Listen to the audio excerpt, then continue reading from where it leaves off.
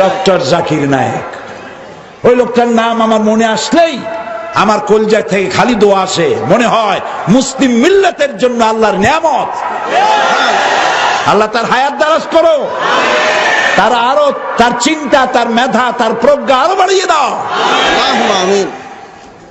তার বক্তৃতা শুনতে কোনো ছাগল পাগল আসে না।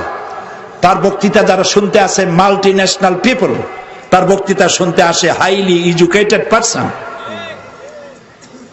একটা টেলিভিশন চ্যানেল চলছে, সারা বিশ্ব দেখতেছে, কোটি কোটি জনতা। কি সুন্দর করে, তার মাথাটা একটা ব্রেন, তার মাথাটা একটা কম্পিউটার, যে মিরাকেল ম্যান।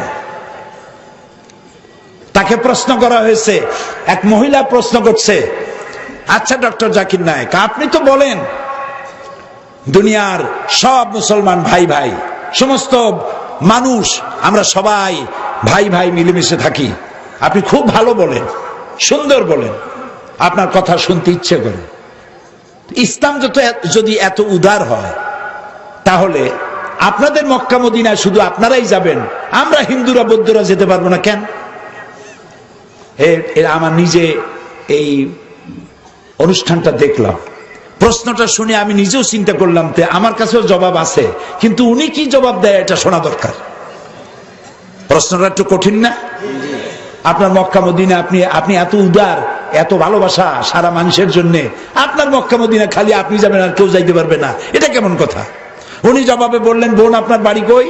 বললো ইন্ডিয়া। জন্মস্থান কোথায়? ইন্ডিয়া। আমার বাড়িও ইন্ডিয়া। ডক্টর জাকির নায়েক বলছেন, আমার বাড়িও ইন্ডিয়ায়, আমার জন্মস্থানও ইন্ডিয়ায়। আচ্ছা বোন, আপনি কি জানেন এই ইন্ডিয়ার ভিতরে এমন এমন জায়গা আছে যেখানে আপনিও প্রবেশ করতে পারবেন না, আমিও ঢুকতে পারবো না? কয় না, এরকম কোন জায়গা থাকতেই পারে না। আমার জন্মস্থান, আমার দেশ, আমি কেন যাইতে পারবো না? অবশ্যই যেতে পারবেন না। এরকম জায়গা আছে, ওইটার নাম ক্যান্টনমেন্ট। এই ক্যান্টনমেন্টে ঢুকতে পারবে ওরা যারা দেশ এবং জাতির জন্য যে কোনো মুহূর্তে জান দিতে পারে, মাল দিতে পারে, রক্ত দিতে পারে, জীবনটা অকাতরে বিলীন করে দিতে পারে। ক্যান্টনমেন্ট ওদের জন্য, তোমার আমার জন্য না। এরপরে ডক্টর জাকির নায়েক বললেন, মক্কা মদিনা ইসলামের একটা ক্যান্টনমেন্ট। এই ক্যান্টনমেন্টে ওই সব লোকেরাই যায় যারা ইসলামের জন্য জান দিতে পারে, মাল দিতে পারে, রক্ত দিতে পারে, তাদের জন্যই এই ক্যান্টনমেন্টে প্রবেশের অধিকার আছে। বোন আপনিও যেতে পারবেন। আপনার পাসপোর্টে নতুন একটা ভিসা লাগান, ভিসার নাম লা ইলাহা ইল্লাল্লাহু মুহাম্মাদুর রাসূলুল্লাহ। ভিসাটা লাগান, আগামীকাল রওনা হয়ে চলে যান। কি সুন্দর জবাব!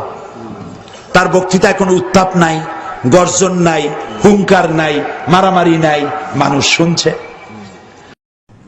I am aware of Allama Dilawar Hussain Saidi, Inna Lillahi wa Inna Ilaihi Raji'un, and I got the information a few days earlier that he passed away. May Allah subhanahu wa ta'ala grant him Jannat al-Firdaus. May Allah subhanahu wa ta'ala raise his level to the highest level of Jannah. And I am aware that he was one of the popular dais of Bangladesh, and I'm aware that he was arrested many years ago, and he was first given the verdict of to be hanged, and then later there was protest in which many people died, so they changed the verdict from hanging, giving him punishment of death, to life imprisonment. And there are many people in many parts of the world, unfortunately many Muslim countries, that the religious people are being arrested, for political reasons, and one of them was Allama Dilawar Hussain Saidi. And a couple of weeks earlier, his son had come to meet me. He had come earlier also in Malaysia, but a couple of weeks earlier, he had come to meet me, and he gave the translation of his father that he had done in Bengali, his book. And I told him to convey my salams to him when he meets him. And unfortunately, this happened a few weeks earlier, and we heard that he has expired.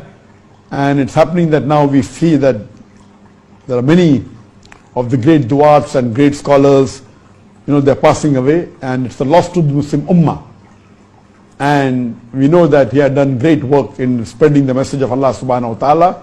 and I pray to Allah subhanahu wa ta'ala that may He give him the highest level in Jannah, and may He give him a place close to the Prophet Muhammad sallallahu alaihi wasallam and the Anbiyas and the Khulafa Rashidin and the Sahabas.